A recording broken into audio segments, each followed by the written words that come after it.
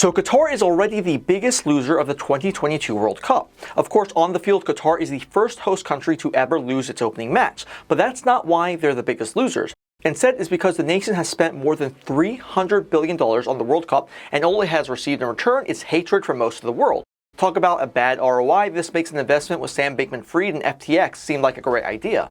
Qatar has greatly ruined its reputation since it decided to host the World Cup. You see, unlike its Arab neighbors and arch nemesis Saudi Arabia, the tiny gas-rich nation has always had the luxury of flying under the radar.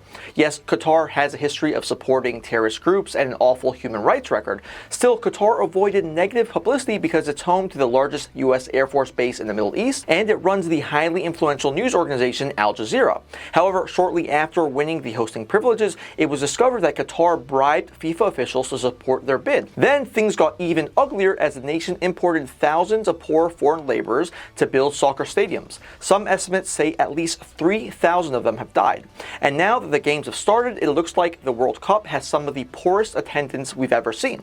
There are even allegations of fake fans making up for the lack of real fans. Today, news coverage of the World Cup is more about how fans and players are subject to absurd rules instead of the games themselves. And the media is reporting non-stop on oppressive laws that discriminate against women, gays, and journalists. So Qatar will not win the World Cup this year. That's fairly obvious.